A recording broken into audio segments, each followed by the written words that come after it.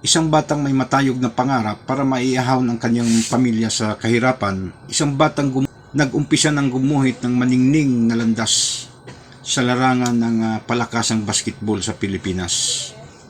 Biglang naglaho ang lahat dahil sa isang trahedya, mga kababayan, na ikinasawi nitong batang si Rene Baterbunia.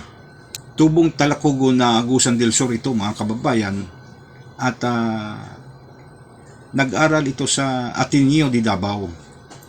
Sa akong mga kaigsunan diya, ako ang pasubo sa pamilya ni ining batang 19 anyos nga si Rene Baterbunia, o hinaot nga mamahimong ihemplo sa mga kabataan na kining maong kinabuhi ni ining batang basketballista. Taga Talakugo na Agusan del Sur ni siya, mga kaigsuunan. Dito ni siya nagsugod og dula aning Talakugo National High School. Dayon eskwela siya sa Davao, kaning Ateneo de Davao University.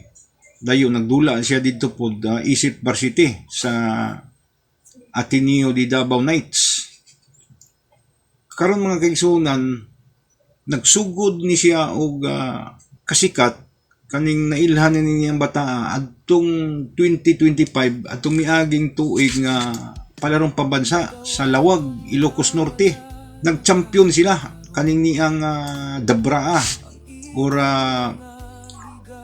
Davao Regional Athletic Association. Itong ang ilaang team gitawag nila og Dabraa Eagles.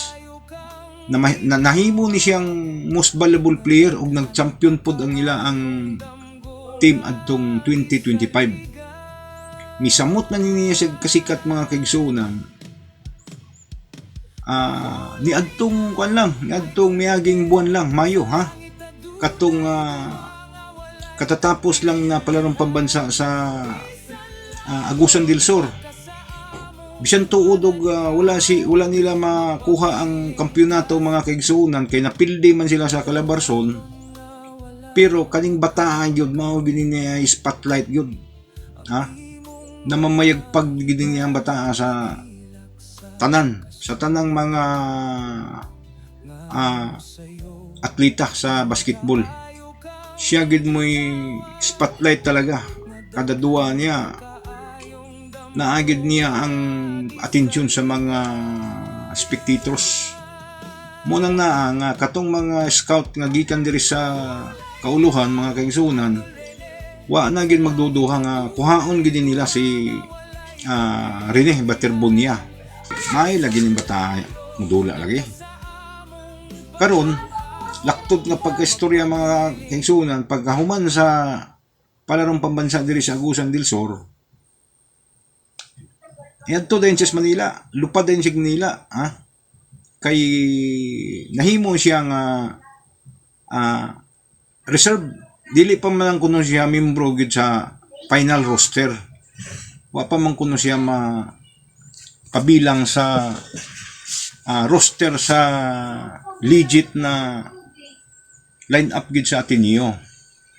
Pero yuban-uban na siya sa mga trainings, mga physical fitness. So kuyog na gid siya.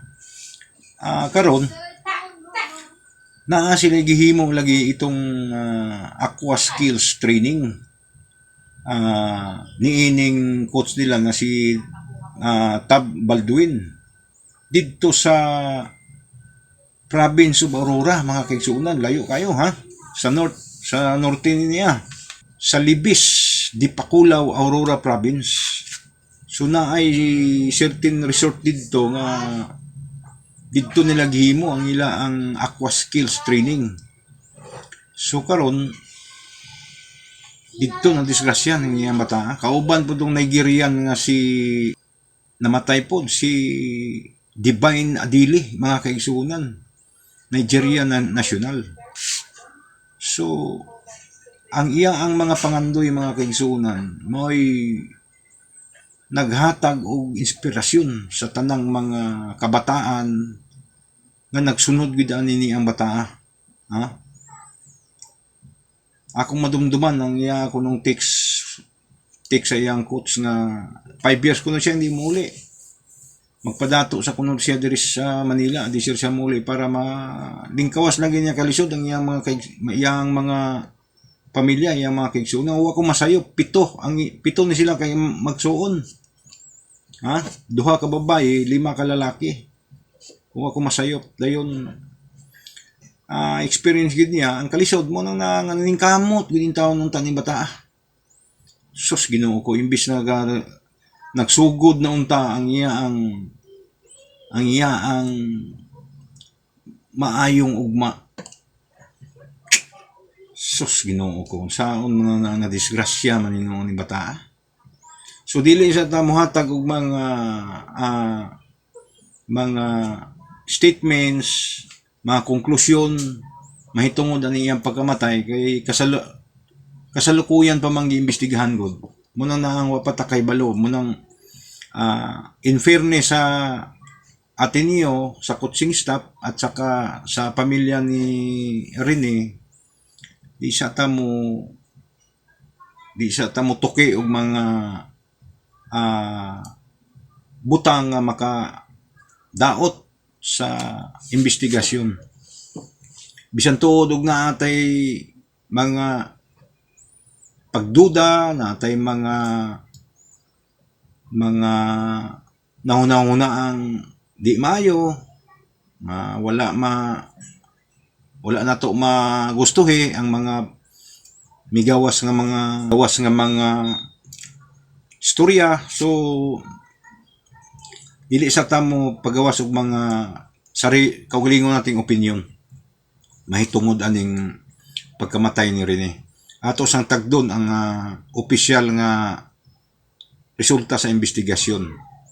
Ang ato karon nga mapahiluna sa na si Rene kay karon man moy katapusang adlaw niya, katapusang burol niya diri sa Manila, dalhon naman siya ugma sa ambot og sa Davao ba niya mo diretso og sa Agusan del Sur ba. Muna na nga ato aning mag-update aning kaso ani ni Rene Baterbunya mga kaigsunan.